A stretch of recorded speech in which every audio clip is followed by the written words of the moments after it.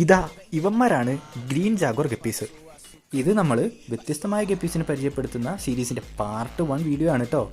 അപ്പോൾ ഇതുപോലത്തെ different type ഗപ്പീസിൻ്റെ videos കാണാൻ വേണ്ടിയിട്ട് നമ്മുടെ പേജ് ഒന്ന് ഫോളോ ചെയ്യാൻ മറക്കണ്ട.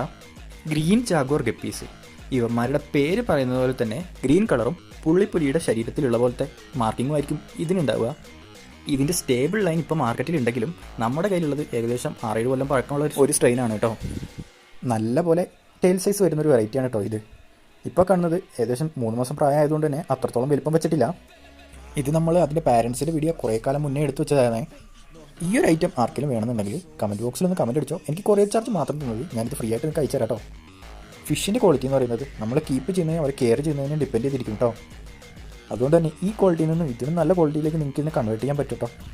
അപ്പോൾ ഈ വീഡിയോ കാണുന്ന കൂട്ടുകാരും നമ്മുടെ പേജ് ഒന്ന് ഫോളോ ചെയ്യാൻ മറക്കണ്ട. അപ്പോൾ ഇതുപോലുള്ള അടിപൊളി ഇൻഫോർമേറ്റീവ് വീഡിയോസ് കാണാൻ വേണ്ടിയിട്ട് നമ്മുടെ പേജ് ഒന്ന് ഫോളോ ചെയ്യാൻ മറക്കണ്ട. അപ്പോൾ ഇതുപോലത്തെ അടിപൊളി വീഡിയോസ് ഇനിയും വരുന്നതായിരിക്കും.